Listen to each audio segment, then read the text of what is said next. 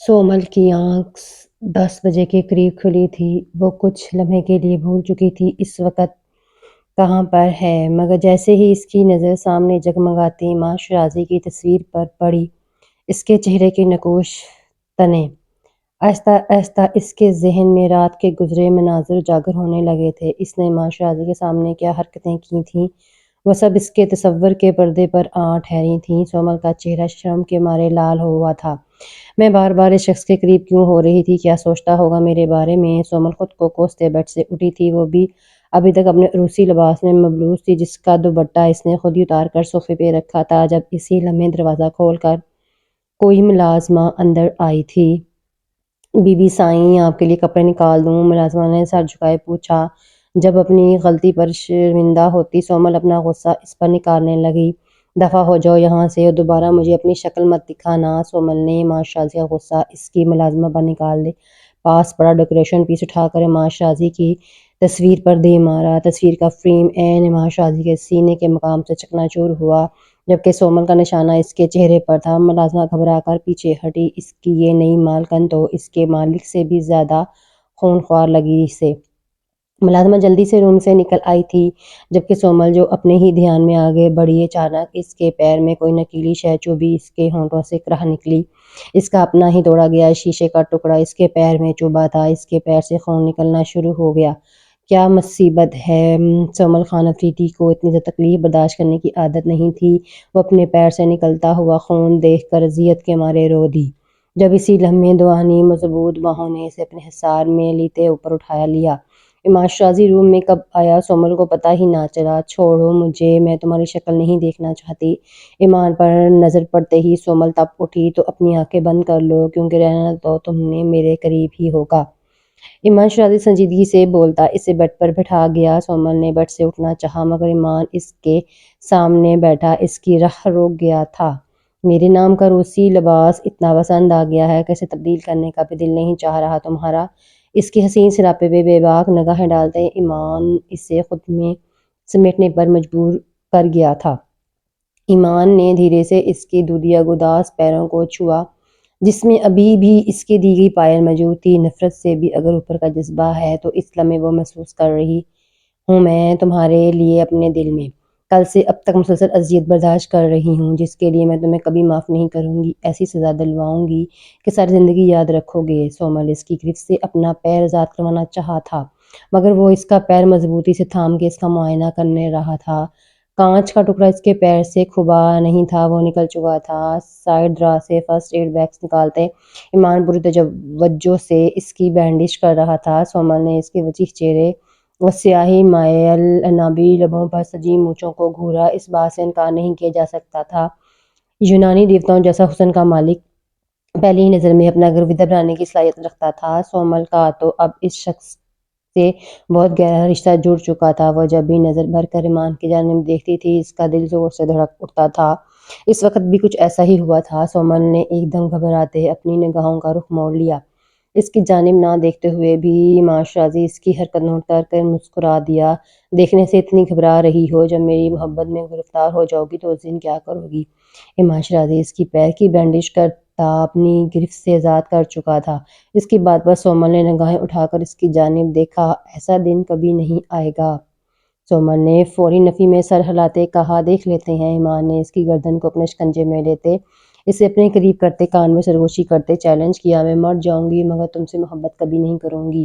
سومل کو اس کی بات شدید غصہ دلا گئی تھی، مگر میں تمہیں کبھی اپنی محبت میں مرتے ہوئے نہیں دیکھنے کے لیے منتظر ہوں۔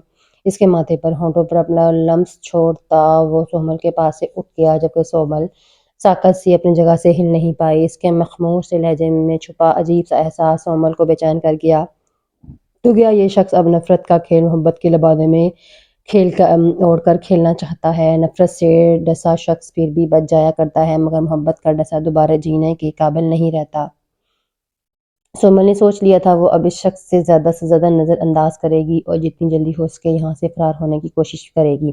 اس شخص کے قریب رہنا اس کے لیے ہر لحاظ سے خطرناک تھا۔ الماس 2 دن تک ہاسپٹل جانا تو دور، روم سے باہر نہیں نکلی تھی اور نہ ہی اس نے کسی بات کی تھی۔ ساجد اس دروازہ نوک کر کے تھک چکا تھا، مگر الماش نے اپنی قسم نہیں توڑی۔ پورے 2 دن بعد جا کر وہ خود کو سنبھال پائی۔ اس زمانے لڑکی کو ابھی بھی یہی بات کھائی جا رہی تھی کہ بات بلوچ اسے کل لڑکی سمجھ رہا ہے۔ بعد نے اس کے ساتھ زبردستی نکاح کیا، اسے اس بات کی ذرا پرواہ نہیں، بلکہ اسے یہی لگ رہا تھا کہ شاید اس کی دعاؤں کا ثمر تھا کہ اس کے پروردگار نے اس کے لیے ممکنہ شہ کو آسان بنا دیا تھا۔ الماش کی بچی، 2 دن سے تمہاری نے میری جان سولی کر رکھی ہے اور اب اتنے آرام سے مجھ سے ہم ملے ہاسپٹل کے لیے نکل پڑی۔ تمہارے دماغ میں کیا چل رہا ہے؟ ساجدہ کو اپنی چھوٹی بہن الماش کے ہاسپٹل جانے کی خبر ہوئی جب وہ تیز قدموں کے ساتھ بھاگتی بھاگتی اس تک آ پہنچی اور اسے بیچ راستے میں روک لیا۔ کچھ نہیں ہوا مجھے، میری طبیعت ٹھیک نہیں تھی اس لیے ہاسپٹل نہیں جا سکی اور نہ تمہاری الٹی سیدھی باتیں سننا چاہتی ہوں اس لیے دروازہ نہیں کھولا۔ اب جانے دو، مجھے دیر ہو رہی ہے۔ الماش اس سے نگاہیں چراتی جلدی سے آگے بڑھی۔ 1 منٹ میرے دیکھو تو ذرا، تمہاری رنگت کتنی لال ہو رہی ہے۔ تم جانتی ہو مجھ سے کچھ نہیں چھپا سکتی تم، سچ سچ بتاؤ مجھے کیا ہوا ہے تمہیں؟ ساجدہ اسے تھام کر وہیں ریت کے ٹھیلے پر آن بیٹھی۔ ساجدہ اس کی بچپن کی دوست، اس کی رگ رگ سے واقف تھی۔ ساجدہ سے کچھ بھی چھپانا الماش کے لیے مشکل تھا۔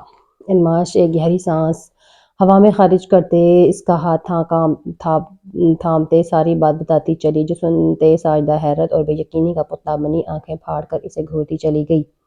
یہ جھوٹ ہے، ساجدہ یقین نہیں کر پا رہی تھی۔ ساجدہ ہوش میں آؤ، الماش نے چٹکی کاٹی۔ وہ اکڑ مغرور غصیلا گھمنڈی انسان تم سے نکاح کر چکا ہے، مجھے کیوں لگ رہا ہے کہ میں کوئی خواب دیکھ رہی ہوں؟ ساجدہ اب بھی بے یقین تھی۔ اپنی زبان سنبھال کر بات کرو، منہ توڑ دوں گی میں تمہارا۔ الماش کو بات کے لیے استعمال کیے گئے الفاظ بالکل بھی پسند نہیں آئے۔ بیوقوف لڑکی، اس نے تمہیں سزا دی ہے اور تم خوش ہو رہی ہو، تمہارے پاس کوئی ثبوت ہے اس نکاح کا؟ اگر بات بلوچ نے بعد میں اس نکاح کو ماننے سے انکار کر دیا تو کیا کرو گی؟ ساجدہ نے الماش کی بے پناہ خوشی دیکھ کر اپنا سر پیٹ لیا تھا۔ مجھے پورا یقین ہے اپنی محبت کی طاقت پر، وہ مجھے کبھی رسوا نہیں کرے گی۔ الماش کو پورا یقین تھا بات بلوچ پر، پہلے سنا تھا صرف محبت اندھی ہے، آج دیکھ بھی لیا۔ ساجدہ افسوس میں سر ہلاتے بولی، جس پر الماش اسے گھورتی ہاسپٹل کی جانب بڑھ گئی تھی۔ حمیرہ کی مہندی ہے، آج ٹائم پر آ جانا، بہت سخت ناراض ہے تم سے۔ ساجدہ نے دور جاتے الماش کو پیچھے سے ہانک لگائی، جس پر وہ اس بات میں سر ہلاتی آگے بڑھ گئی۔ الماش کے ہونٹوں سے سارا دن مسکراہٹ غائب نہیں ہو پائی تھی۔ اس کی یک طرفہ محبت کو ایک منزل مل چکی تھی، جس کے لیے اس نے ماں شیرازی کو بھی بہت سواری دعائیں دے ڈالی۔ الماش ساجدہ کے کہے کے مطابق آج ہاسپٹل سے جلدی واپس آ گئی تھی اور اس وقت نہایت ہی خوبصورت سے یلو کلر کے فراک میں پھولوں کے گجرے اور کانوں میں پھولوں کی بالیاں پہنے ہوئے وہ آسمان سے اتری کوئی اپسرا معلوم ہو رہی تھی۔ آج سے پہلے وہ ہمیشہ سادہ سے حلیے میں رہی تھی، اتنا تیار وہ کبھی نہیں ہوئی تھی، مگر آج تو اس کی خوشیاں ہی عروج پر تھیں۔ یہ بات بلوچ نے ایک بار بھی واپس پلٹ کر اس کی خبر نہیں لی۔ جس بات پر اداس ہوئے بغیر وہ صرف اس بات پر خوش تھی کہ بات بلوچ پر سب سے زیادہ اسی کا حق ہے، وہ اس کی بیوی تھی۔ یہ خیال ہی اتنا خوبصورت تھا کہ تمام اذیتیں ناک سوچیں بہت پیچھے رہ جایا گئی تھیں۔ الماش ساجدہ کے ساتھ شادی والے گھر آئی تھی، جہاں صحن کے بیچوں بیچ ڈھولکی رکھے مہندی میں آئی خواتین۔ الماش آج اتنی بڑی لگ رہی تھی کہ وہاں موجود تمام خواتین اس کی تعریف کرتے چہرے پر آئے اس کی چمک کا راز چھیڑ بیٹھیں۔ وہ سب لوگ الماش کی بہت زیادہ عزت کرتی تھیں۔ ساجدہ، الماش تم لوگوں کو پتہ ہے بہت جلد گاؤں میں رونق لگنے والی ہے۔ الماش ساجدہ کے ساتھ کھڑی تھی جب ان کی ایک دوست نے پرجوش انداز میں انہیں مخاطب کیا، نہیں ہمیں تو کچھ نہیں پتہ، تم بتا دو۔ الماش نے اس کی خوشی دیکھ جلدی سے پوچھا، بات بلوچ کی شادی ان کی کزن سے طے ہو گئی ہے، اگلے ہفتے شادی ہے ان کی، پھر سے گاؤں میں جشن شروع ہونے والا ہے، بہت مزہ آئے گا۔ وہ بول رہی تھی جبکہ الماش کو زمین اپنے پیروں سے طرح کھسکتی ہوئی محسوس ہوئی۔ ساجدہ نے بھی فکرمندی سے اس کی دھواں دھار شکل کو دیکھا۔ الماش مزید وہاں نہیں کھڑی رہ پائی۔ ساجدہ کے رکنے کے باوجود وہ وہاں سے نکل گئی۔ الماش کو ایسا لگ رہا تھا جیسے کسی نے اس کے دل میں نکیلا خنجر گھونپ دیا ہے۔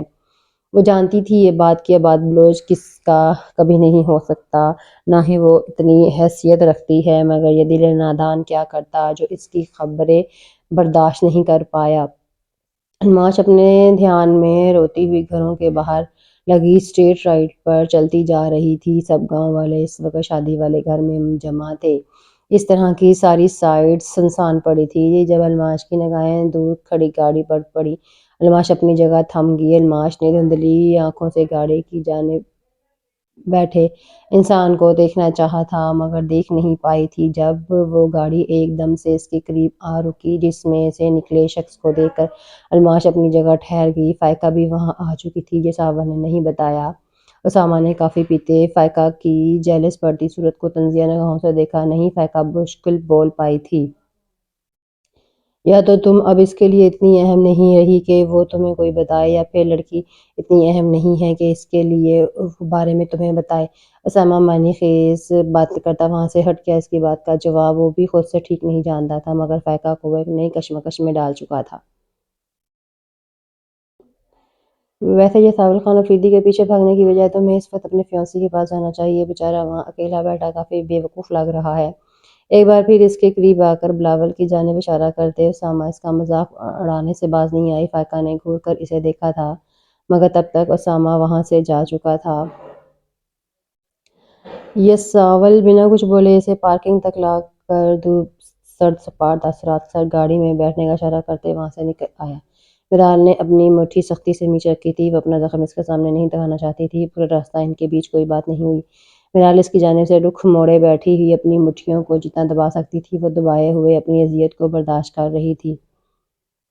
مگر یہ تکلیف اب بھی اس تکلیف سے کم تھی جو فائقہ کی ساول کے گلے لگے دیکھ کر ہوئی تھی اسے۔ فائقہ میری ایکس فیانسی ہے۔ ساول کی گمگیر آواز گاڑی میں گونجی۔ بہت اچھی لڑکی ہے۔ آپ کو اس کی جانب واپس لوٹ جانا چاہیے۔ ایسی محبت روز روز نہیں ملتی۔ میرال نے ایک ہی سانس میں بولتے اسے بہترین مشورے سے نوازا مگر اپنے اندر کے اضطراب کو کم کرنے کے لیے اس نے سامنے رکھے پانی کی بوتل کو ہونٹوں سے لگایا۔ ہاں میرا بھی یہی خیال ہے۔ سچی اور بے لوث محبت روز روز تھوڑی نہ ملتی ہے۔ ساول نے اس کی بات کو اپنے الفاظ میں دہراتے اسے تائید کی مگر میرال کا دل اس کی بات پر ڈوب کر ابھرا۔ اس نے اپنی آنکھوں میں ٹھہرے آنسوؤں کو چھپانے کے لیے چہرہ جھکا لیا۔ جب اسی لمحے باہر بادل زور سے گرجے میرال اتنی خوفناک آواز پر سمٹ کر ساول کے کندھے سے جا لگی۔ اٹس اوکے ساول نے ایک ہاتھ سے ڈرائیونگ کرتے دوسرے ہاتھ سے اس کے گرد اپنے مضبوط حصار قائم کیا۔ وہ لوگ گھر کے کافی قریب پہنچ چکے تھے جس کی وجہ سے ساول نے گاڑی کی رفتار مزید سلو کر دی تھی۔ ایسے میرال کا اپنے سینے پر محسوس ہوتا نرم گرم لمس بہت اچھا لگ رہا تھا۔ میرال نے اس کی گرفت سے نکلنا چاہا جب اسی لمحے دوبارہ بادل سے پہلے زیادہ زور سے گرجے۔ میرال دور ہونے کی بجائے مزید اس کے سینے میں سمٹ آئی تھی۔ یہ ساول خان افریدی کے ہونٹوں پر دل فریب مسکراہٹ بکھر گئی۔ مطلب آج تک اس کا رب بھی اس کے ساتھ تھا جو وہ چاہ رہا تھا۔ بنا مانگے ہی اسے مل رہا تھا۔ باہر ہلکی ہلکی بوندا باندی شروع ہو گئی۔ ساول نے گاڑی جیسے ہی گھر کے اندر آ کے روکی میرال جلدی سے اس کے حصار سے نکلی تھی مگر اس کے دروازہ کھولنے سے پہلے ہی ساول اسے کھینچ کر اپنے قریب تر کر گیا۔ کیا مسئلہ ہے تمہارے ساتھ؟ اتنا عجیب بہیو کیوں کر رہی ہو؟ کبھی کسی کی ذرا سی بھی پرواہ نہ کرنے والا شخص میرال کا تھوڑی دیر کے لیے اگنور کرنا بھی برداشت نہیں کر پا رہا تھا۔ ایک امپلائی کو اپنے باس کے ساتھ ایسے ہی بہیو کرنا چاہیے سر۔ میرال نے آنکھیں اٹھا کر اس کی جانب دیکھی تھیں۔ اس وقت تم امپلائی نہیں میری۔ ساول نے اس کی بالوں کی گودی کو اپنے گرفت میں لیتے ہوئے اس کا چہرہ اپنے چہرے کے قریب تر کیا۔ تو پھر کیا ہوں میں آپ کی؟ میرال اس سے دور ہوتے ہوئے بغیر اس کے خود چہرے کی جانب دیکھتے آنچ دیتے لہجے میں بولی۔ ساول خان افریدی کی گرم سانسیں اس کا چہرہ جھلسا رہی تھیں۔ وہ آنکھوں میں آنسو بھرے دیوانہ وار نگاہوں سے شخص کو دیکھ رہی تھی جو اس کا ہوتے ہوئے بھی اس کی پہنچ سے بہت زیادہ دور تھا۔ اب دونوں ایک دوسرے کے بہت قریب بھول چکے تھے کہ اس وقت وہ برساتی بارش اور بادلوں کی گھن گرج کے بیچ گاڑی میں بیٹھے ہیں۔ آپ کے پاس میرے اس سوال کا جواب نہیں سر اور نہ ہی میں آپ سے ایسا کوئی سوال کرنے کا حق رکھتی ہوں۔ میری اس گستاخی کو معاف کر دیجیے گا۔ اس کی گرفت سے اپنے آپ کو آزاد کرواتے میرال گاڑی کا دروازہ کھولتے نکل گئی تھی جبکہ ساول ایک زوردار مکہ بنا کر اسٹیئرنگ پر مارتا غصے سے بفر گیا تھا۔ وہ ایک بار ایسے رشتے میں دھوکہ کھا چکا تھا۔ دوبارہ خود کو کسی لڑکی کے قریب نہیں آنے دینا چاہتا تھا مگر میرال کے حوالے سے اس کا دل اس کی کوئی بھی بات نظر انداز کرنا اس کی طبیعت کے گزارے تھا۔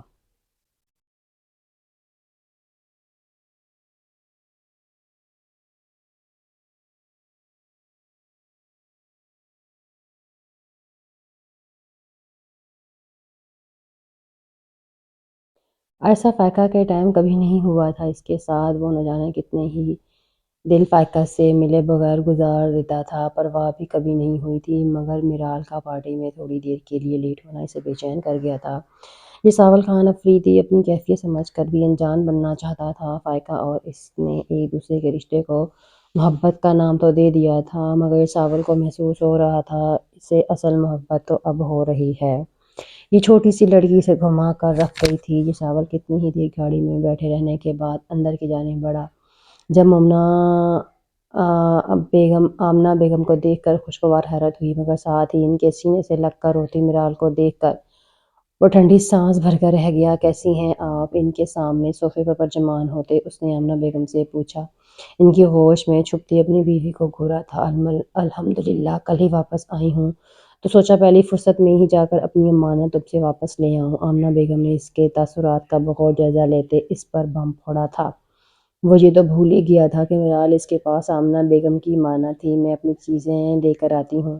میرال بنا یہ ساول سے کچھ پوچھے آمنہ بیگم کو مخاطب کرتی اسے صاف نظر انداز کر گئی تھی۔ یہ ساول نے مٹھیاں بھینچ کر اس لڑکی کی پھرتیوں کو دیکھا تھا جو آمنہ بیگم کے سر ہلانے پر اپنے روم کی جانب بڑھی۔ کیوں آئی ہیں آپ یہاں؟ ساول نے میرال کے جاتے ہی انہیں کڑے تیوروں سے گھورا جو اس کی حالت سے محفوظ ہوتی مسکرا دی تھی۔ اپنی امانت واپس لینے آمنہ بیگم نے اپنی بات واپس سے دہرائی۔ وہ اب بیوی ہے میری، آپ اسے نہیں لے کر جا سکتی۔ ساول نے دو ٹوک جواب دیا۔ یہ بات اس بیچاری کے سامنے بول دیتے تو تمہاری اکڑ میں کمی نہیں آنی تھی۔ آمنہ بیگم نے بھانجوں کی انہی عادتوں کی وجہ سے تنگ تھی۔ اس کے سامنے بھی بول دوں گا۔ اب آپ جائیں یہاں سے، اور جب تک میرے اور میری بیوی کے درمیان معاملات سیٹ نہیں ہوتے اس گھر میں آنے سے اجتناب برتنے کی کوشش کیجیے گا۔ یہ ساول نے نہایت ہی عزت اور احترام کے ساتھ انہیں دوبارہ اپنے گھر سے آنے سے منع کر دیا، جس پر انہوں نے ٹھیک ٹھاک گوری سے نوازا اسے۔ پہلے ایمان اور اب یہ ساول۔ آمنہ بیگم ان دونوں کی ایک جیسی عادتوں پر مسکرا دی۔ دونوں ہی اپنی بیویوں کے آگے جھکنا نہیں چاہتے تھے اور انہیں اپنے طریقے سے ہینڈل بھی کرنا چاہتے تھے۔ وہ بہت معصوم لڑکی ہے، اس سے نرمی سے پیش آنا، اور وہ بہت محبت بھی کرتی ہے تم سے۔ آمنہ بیگم جاتے جاتے بھی اسے ہدایت کرنے سے باز نہیں آئیں، جبکہ ساول ان کو ساتھ لگاتا ان کی اس محبت پر مسکرا دیا تھا جس کی وجہ سے اس کی زندگی میں ایک بہت ہی پیاری ہستی کا اضافہ ہو گیا تھا، جو اس کی زندگی میں اس وقت داخل ہوئی تھی جب وہ اپنی زندگی کے سب سے سنگین موڑ پر تھا۔ مگر میرال نے اسے اپنی ذات میں ایسا الجھایا تھا کہ وہ اپنا ذاتی غم بھول گیا تھا۔ یہ ساول آمنہ بیگم کو رخصت کرتا اوپر روم میں آیا، جہاں میرال اپنی پیکنگ کرنے جانے کی تیاریوں میں تھی۔ بیڈ پر سوٹ کیس رکھا تھا، جبکہ ہینڈ بیگ۔ روم لاک کرتے اندر آتے ساول کو دیکھ اس کی دھڑکنیں منتشر ہوئیں۔ کہاں جا رہی ہو تم؟ ساول پینٹ کی پاکٹس میں ہاتھ ڈالے کھڑے کڑے تیوروں سے گھور رہا تھا۔ آمنہ خالہ کے ساتھ۔ میرال نے اپنا سوٹ کیس اٹھاتے مختصر جواب دیا۔ تم میری اجازت کے بغیر کہیں نہیں جاؤ گی۔ یہ ساول اس کے ہاتھ سے سوٹ کیس لیتا ڈریسنگ ٹیبل کی جانب اچھل گیا، جس کا شیشہ زوردار آواز کے ساتھ چکنا چور ہوتا زمین بوس ہوا۔ میرال نے سہم کر اس کی جانب دیکھا۔ سوٹ کیس کھل کر اس کا سارا سامان ارد گرد بکھر گیا۔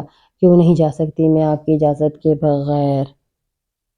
میرال اس کے سینے سے شرٹ کو مٹھیوں میں بھینچتے ہوئے بولی۔ وہ اس وقت اس سادہ سے حلیے میں ملبوس ساول کے قریب تھی۔ کیونکہ تم میری ملکیت ہو، بڑی رقم کے عوض خریدا ہے میں نے تمہیں۔ اب تمہیں ساری زندگی میری مرضی کے مطابق گزارنی ہوگی، جو میں کہوں گا وہی کرنا ہوگا۔ تمہیں میرے آگے یہ نخرے دکھانے اور مجھے نظر انداز کرنے کی اجازت بالکل نہیں ہوگی۔ ساول اسے اپنے نہایت قریب کیے بولتا میرال کو ساکت کر گیا۔ وہ بھیگی آنکھوں سے اسے تکتی گئی۔ یہ ساول خان افریدی کی انا ایک بار پھر سے اس کی محبت سے جیت گئی۔ وہ اس کے سامنے اپنی فیلنگز کا اظہار کر کے جھکنا نہیں چاہتا تھا، اس لیے اس نے اپنے پاس روکنے کی خاطر وہ اتنے سنگین الفاظ کہہ گیا جس سے میرال کے دل کو چھلنی کر کے رکھ دیا۔ مزید ایک لفظ بھی نہیں بول پائی۔ آئی ایم سوری، سر جھکائے اس نے بھیگی آنکھوں کے ساتھ کہتے یہ ساول خان افریدی کے دل کے کئی ٹکڑے کر دیے۔ وہ مٹھیاں بھیجے اس کے بہتے ہوئے آنسوؤں کو دیکھ رہا تھا۔ رونے کی اجازت بھی نہیں ہوگی۔ اس کے دونوں بازوؤں کو اپنی گرفت میں لیتے وہ ہونٹوں سے گرتے آنسو چنتا میرال کو کپ کپانے پر مجبور کر گیا۔ میرال نے گھبرا کر پیچھے ہونا چاہا تھا، جب اس کی دونوں کلائیاں تھام کر کمر پر موڑتے وہ اس کی مزاحمت ترک کر گیا۔ اپنے جذبات پر قابو نہ رکھ پاتے وہ جھکا تھا اور میرال کی گردن کے نچلے حصے پر جگمگاتے تل کو اپنی ہونٹوں میں لیتے میرال کی سسکاری نکال گیا۔ اور تکلیف کے باوجود بھی اس سے دور نہیں ہو پائی کونا کہ اس کی جانب سے اجازت نہیں تھی۔ آپ بہت ظالم ہیں، میرا نم لہجے میں بول دے۔ اس کے اتنے سنگین الفاظ کے باوجود بھی اس کے سینے میں سماتی پھوٹ پھوٹ کر رو دی تھی۔ میں جانتا ہوں مگر کیا کروں، ایسا ہی ہوں۔ ساول خان افریدی جھکنا نہیں جانتا، یہی اس کی سب سے بڑی کمزوری تھی جسے وہ خود بھی بہت اچھے سے واقف تھا۔ کبھی خود نکل جانے کو کہتے ہیں، کبھی زبردستی روک لیتے ہیں آپ کے ساتھ۔ کبھی ایسا ہو تو آپ کو پتہ چلے، کاش آپ کو بھی کسی سے شدید قسم کی محبت ہو اور وہ آپ کو ایسے ہی تڑپائے، تب آپ کو احساس ہوگا۔ میرال اس کے سینے سے لگی اذیتوں سے چور لہجے میں بولی تھی۔ بد دعا دے رہی ہو مجھے؟ یہ ساول اسے اپنی باہوں میں اٹھائے بیڈ کی جانب بڑھا۔ اسی لمحے اس لڑکی کو اکیلا چھوڑنے پر اس کا دل نہیں مانا تھا اور شاید اندر کہیں اپنے ہی بولے جانے والے الفاظ اسے شرمندہ کر گئے تھے، مگر وہ کیا کرتا؟ وہ شروع ہی سے ایسا تھا، اس سے دوسروں کی خوشی کے مطابق چلنا نہیں آتا تھا۔ وہ صرف وہی کرتا تھا جو اسے چاہیے ہوتا تھا۔ ہاں، میرال نے نرہٹے لہجے میں بولا۔ اس کی معصومانہ اقرار پر ساول کے ہونٹوں پر مسکراہٹ بکھری۔ وہ کسی معصوم بچے کی طرح اس کے سینے لگی ہوئی تھی۔ اس کے سنگین الفاظ پر اس سے جدا ہونے کی بجائے وہ دل برداشتہ ہوتی، اسی کی پناہوں کی طلبگار تھی۔ ساول خان افریدی کو یہ لڑکی اس وجہ سے سب سے زیادہ منفرد لگی۔ اگر وہ شدید محبت تم سے ہو گئی تو؟ یہ ساول بیڈ پر لیٹے اسے اپنے ساتھ لگا گیا۔ میرال اسے دور ہونے کی تیاری ہی نہیں تھی، جیسے فائقہ ہے۔ میں اتنی خوش قسمت کبھی نہیں رہی۔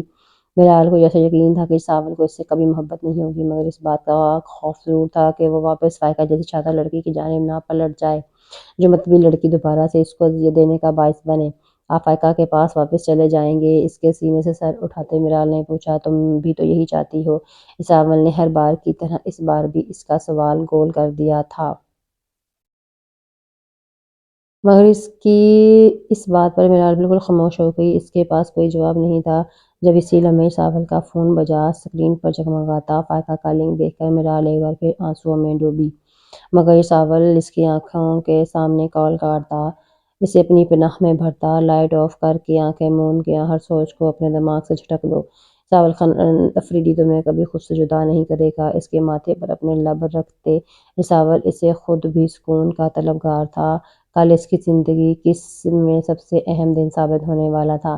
میں ملنا چاہتا ہوں تم سے، معاشرازی فون کان سے لگائے جب اسے عباس خان افریدی کی بے بسی سے لبریز آواز سنائی دی۔ اس وقت پہلے میں نے بھی آپ سے یہی ڈیمانڈ کی تھی۔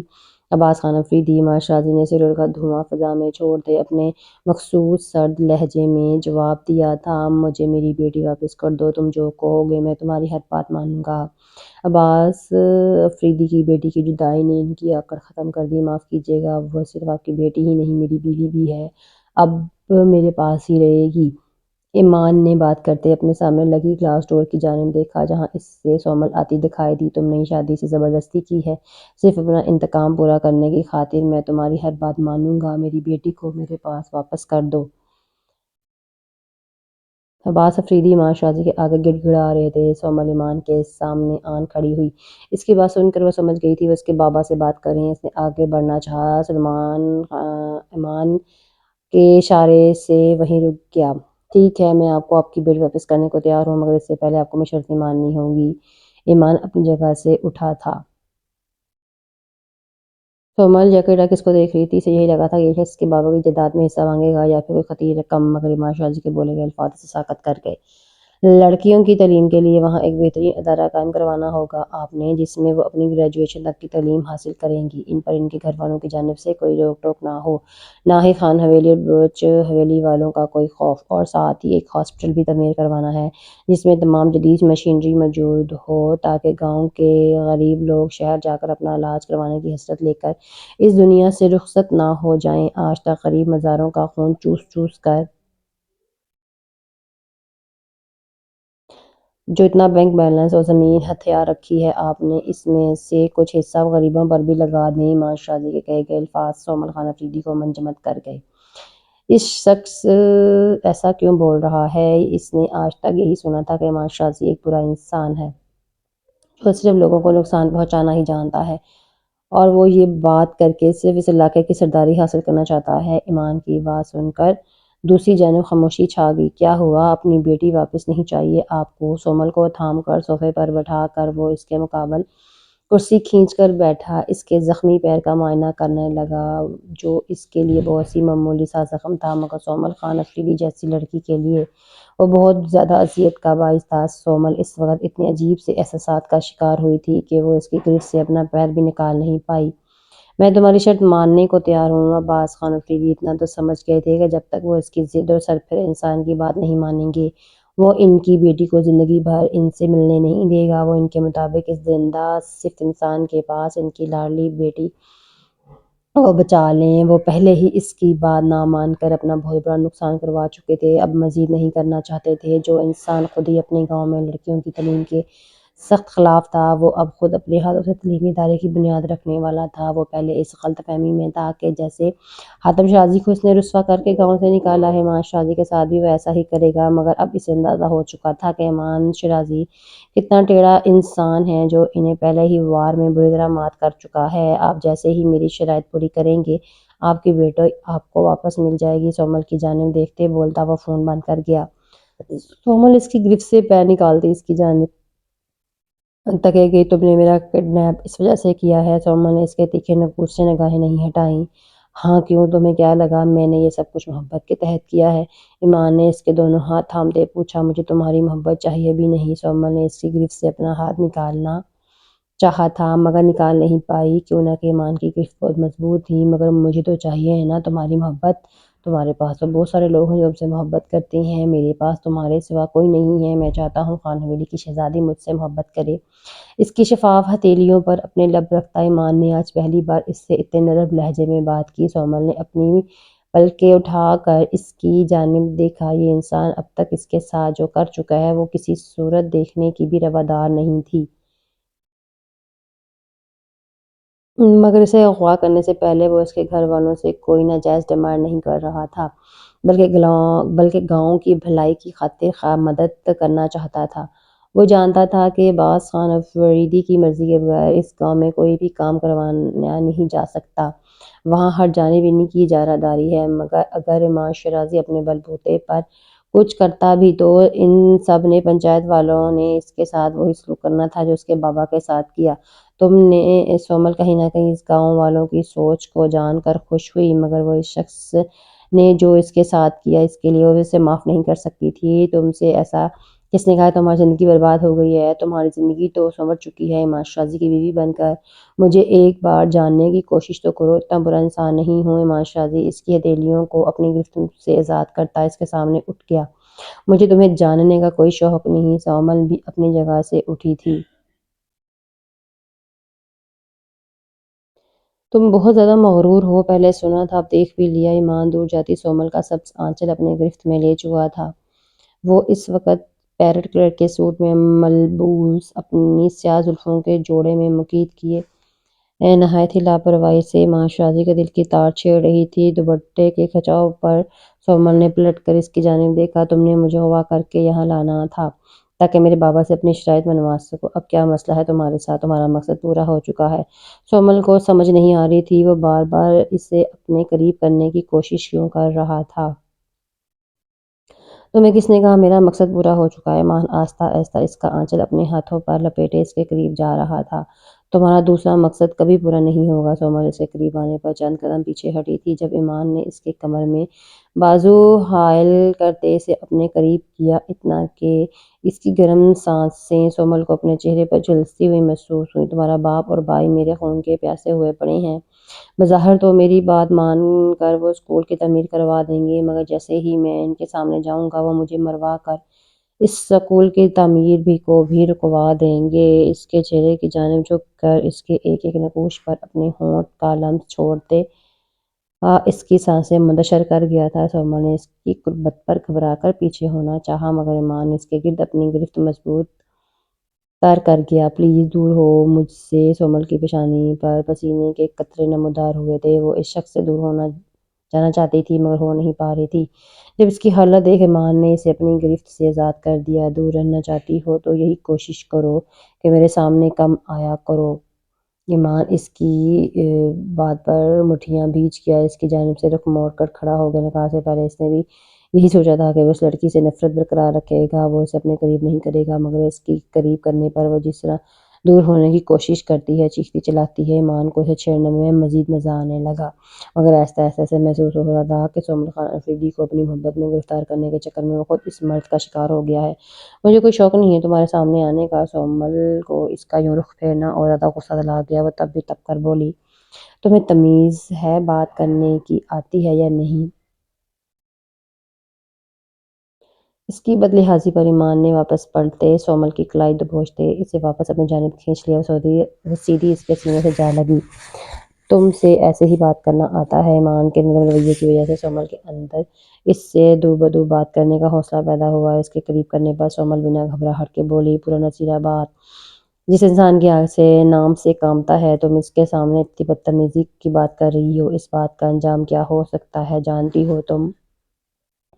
ایمان نے اس کے گالوں پر پڑتے ڈمپلز پر اپنی ہونٹ رکھتے سومل کی دھڑکنیں بڑھا دی۔ اس کا دل زور زور سے دھڑکنے لگا، ساری تیزی طرفداری ایک ہی پل میں ہوا ہوئی۔ میں نہیں ڈرتی تم سے، سومل نے کانپتی آواز میں اسے کہا۔ اس کی نگاہیں بہت قریب موجود اس شخص کی گھنیر مونچھوں پر تھیں جو اس کی شخصیت کو مزید بارو بنا رہی تھیں۔ ایمان شرازی کے وجود سے اٹھتی مہک سومل کے حواسوں کو معطل کر رہی تھی۔ اس کا دل تیزی سے دھڑک رہا تھا، جس کی دھڑکن کو اس نے ایمان شرازی سے پوشیدہ رکھنا چاہا۔ تو پھر کیا یہ کپکپاہٹ کس وجہ سے یا کس خوف کی وجہ سے ہے؟ اس کی دل فریب گلابی ہونٹوں کو انگوٹھوں سے مسلتے ایمان نے اس کو مزید لال کر دیا۔ تم مجھ سے اس طرح اپنے حصار میں نہیں جکڑ سکتے۔ سومل نے اس کے سینے پر دونوں ہتھیلیاں جما دے اسے خود سے دور دھکیلا تھا۔ جب ایمان اس کی دونوں کلائیاں اپنی گرفت میں لیتا، اپنی دونوں طرف باندھتا، اس کا چہرہ اپنے قریب تر کر گیا تھا۔ اگر میں نے تمہیں اپنا اسیر بنانے کی کوشش کی تو ایک بچ نہیں پاؤ گی، اس لیے مجھ پر الزام لگانا بند کرو جس میں بے قصور ہوں۔ ایمان نے اسے اپنی گرفت سے آزاد کرتے وارن کیا۔ اس سے پہلے کہ سومل اس کے آگے سے ہٹتی، باہر فائرنگ کا شور گونج اٹھا۔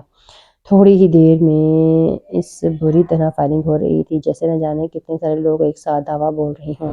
ایمان نے جلدی سے باہر دیکھا۔ سومل جلدی سے اس کا بازو تھام کر اسے روکتی اس کے سینے میں جا سمائی۔ ایمان جہاں تھا وہیں کھڑا رہ گیا۔ یہ لڑکی کیا کرنا چاہتی ہے وہ خود سمجھ نہیں پایا۔ اسے دور ہونا چاہتی، اپنے قریب دیکھنا چاہتی ہے۔ تم باہر کیوں جا رہے ہو جب یہ بات جانتے ہو کہ وہ لوگ تمہیں مارنے آئے ہیں؟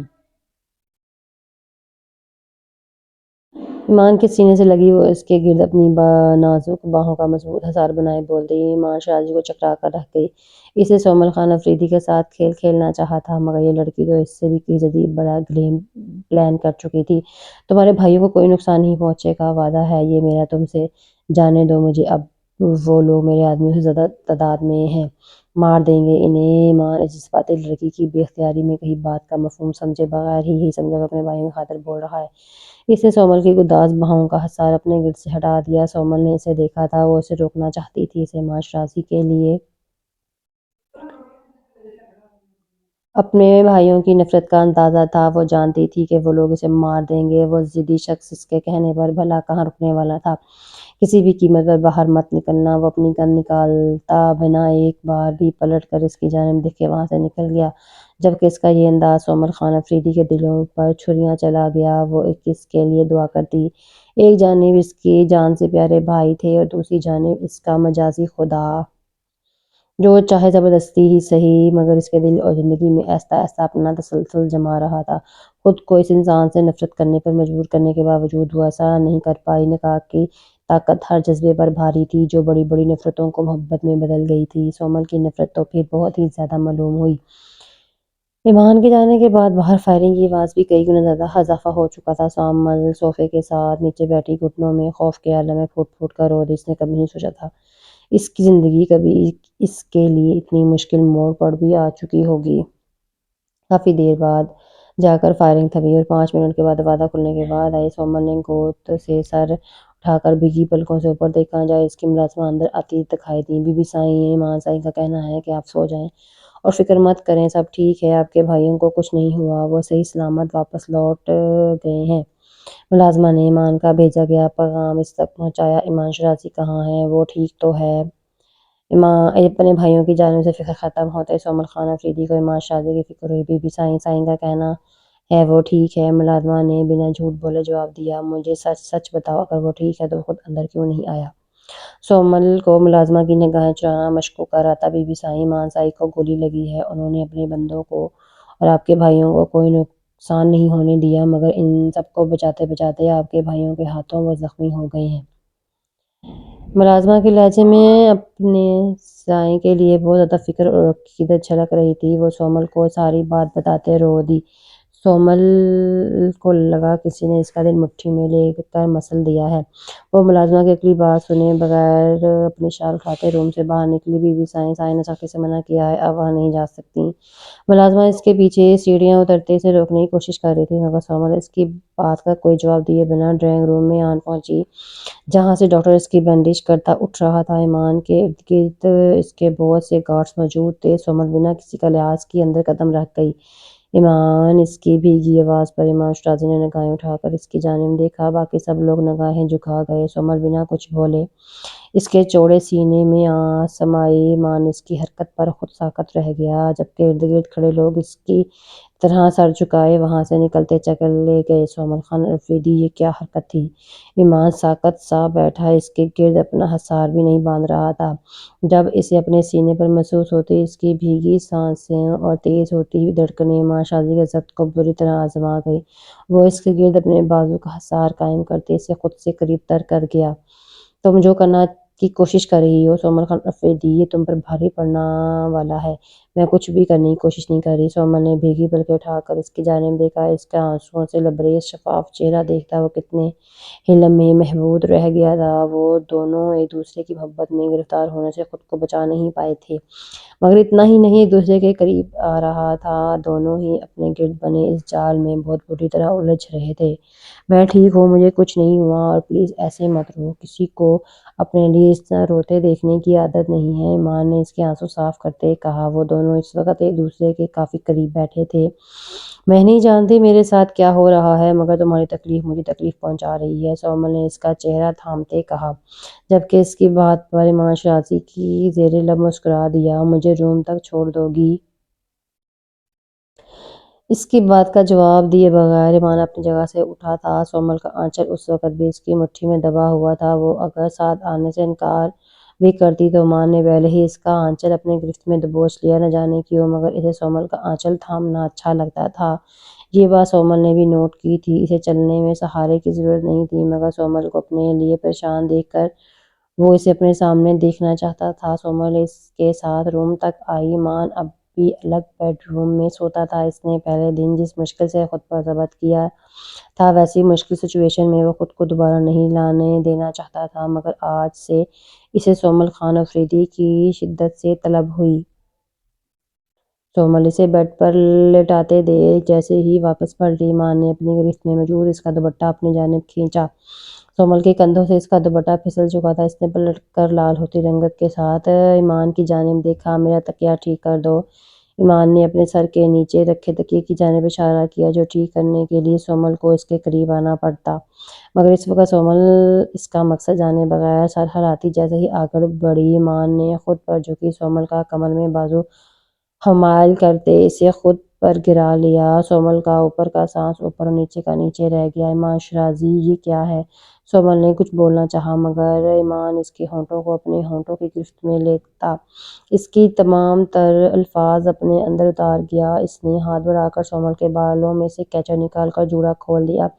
اس کی گنیر پلکیں آبشار کی طرح دونوں اوپر بکھر گئی تھیں۔ سومل اس سے جتنا دور جانے کی کوشش کر رہی تھی، ایمان شرازی کی گرفت اتنی زیادہ تیز ہو رہی تھی۔ سومل کو اپنا سانس پھولتا ہوا محسوس ہوا۔ اسے گہرے گہرے سانس لیتے دیکھ ایمان نے اس کے ہونٹوں کو آزادی بخشتے اب اس کی گردن کو نشانہ بنایا تھا۔ تمہاری قربت میں ایک میٹھا سا سرور ہے سومل خان الفریدی، جو ایمان شرازی کو اپنا آپ بلانے لگتا ہے۔ میں تمہارے قریب نفرت کے شدید احساس کے زیر اثر آیا تھا، مگر تمہاری اس مہکتی قربت نے ایمان شرازی کو اپنا آپ بھلا دیا۔ اگر تم مزید میرے اتنے قریب رہی تو شاید میں ان زلفوں کا اسیر ہو جاؤں۔ اس کی گردن پر جا بجا اپنا ہونٹوں کا لمس چھوڑتے وہ سومل کو خود سے دور کر گئی۔ تھوڑی دیر میں ہی اس جنگلی درندے نے اس کا حشر بگاڑ کر رکھ دیا۔ سومل کو اپنا وجود کا ہر وہ حصہ جلتا ہوا محسوس ہوا جہاں ایمان شرازی نے اپنا لمس چھوڑا تھا۔